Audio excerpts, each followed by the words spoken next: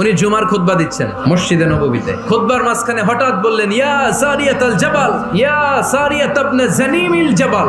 এই কথা বলেই আবার খুতবা দিতে শুরু করলেন। ওনার এই ইয়া সারিয়াত ইবনে জানিমিল জাবালের সাথে আগের কথারও কোনো মিল নাই, পরের কথারও কোনো মিল নাই। জুমার নামাজের পর মুসল্লি সাহাবারা ধরলেন, বললেন, ইয়া আমিরাল মুমিনিন, খুতবার মাঝখানে হঠাৎ করে ইয়া সারিয়াত ইবনে জানিমিল জাবাল বলে আপনি চিৎকার করলেন কেন? আপনার এই বাক্যের সাথে আপনার খুতবার আগের বাক্যের কোনো মিল নাই, আপনার খুতবার পরের বাক্যেরও কোনো মিল নাই। এই কথা আপনি কারে বললেন, কারে উদ্দেশ্য করে বললেন? এই কথার তাৎপর্য কি আমাদেরকে বুঝিয়ে বলে।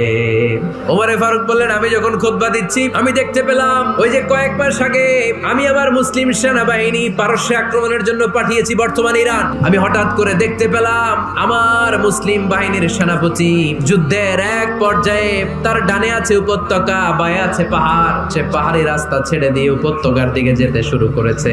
আমি দেখতে পেলাম আমার মুসলিম বাহিনী যদি উপত্যকার দিকে ছুটে বেড়ায়, কাফির মুশরিকরা আমার মুসলিম বাহিনীকে কচুকাটা করে ফেলবে। তাই আমি এখান থেকে তাদেরকে কমান্ড দিয়ে বলেছি, ইয়া সারিয়াতাল জাবাল, উপত্যকার দিকে নয় পাহাড়ের দিকে যাও, তাহলেই তোমাদের বিজয় নিশ্চিত হয়ে যাবে। সাহাবারা অবাক, ঘটনা কি? মসজিদে নববীর মিম্বারে দাঁড়িয়ে উনি যদি ইয়া সারিয়াতাল জাবাল বলে, এটা কি ইরানে যাবে নাকি?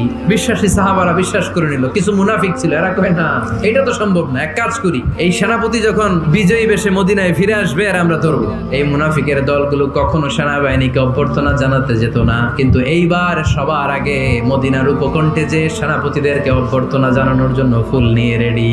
সেনাপতি ঢুকার সাথে সাথে ধরছে, এই সেনাপতি কোত্থেকে আসছে? কয় পারস্য জয় করে আসছে। কয় এমন এমন দিন, জুমার দিন দুপুর বেলা যুদ্ধের মাঝখানে আমিরুল মুমিনিনের কণ্ঠের কোন কথাবার্তা শুনছো নাকি? সেনাপতি অবাক, কয় তোমরা জানলা কেমনে? শুনছি তো, আমরা যুদ্ধে একটা ভয়ঙ্কর অবস্থার মধ্যে ছিলাম, পেছন থেকে শত্রুরা আমাদেরকে আক্রমণ করতে শুরু করে দিল। ডানে যাব না বায়ে যাব, সামনে যাব নাকি পেছনে যাব, রাস্তা খুঁজে পাচ্ছি না। ডান দিকে ছিল আমাদের উপত্যকার রাস্তা, বাঁ দিকে ছিল পাহাড়ি পথ। আমরা সোজা পথ হবে মনে করে উপত্যকার দিকে ছুটতে আরম্ভ করলাম। হঠাৎ করে আমিরুল মুমিনিনের কণ্ঠ বজ্র কণ্ঠে আমার কানের মধ্যে ভেসে আসলো। আমার মনে হলো আমিরুল মুমিনিন কেমন যেন আমাকে কমান্ড দিচ্ছেন আর বলছেন, ইয়া সারিয়াতাল জাবাল, ডান দিকে উপত্যকার পথে নয়, তাড়াতাড়ি পাহাড়ের দিকে সৈন্য বাহিনী নিয়ে উঠে যা। ওই দিন যদি ওমরে ফারুকের ওই গাইডলাইন, আমিরুল মুমিনিনের কমান্ড যদি আমি না শুনতাম, আজকে বিজয়ের বেশে ফিরতেও পারতাম না, আমাদের চেহারাও তোমরা দেখতে পেতে না। ওমরে ফারুকের ওই কমান্ড, ওই গাইডলাইন অদৃশ্য থেকে শোনার কারণে ওই পারস্যের মধ্যে আমাদেরকে সেই যুদ্ধে বিজয় দান করেছে কে? দিস ইজ ওমরে ফারুক।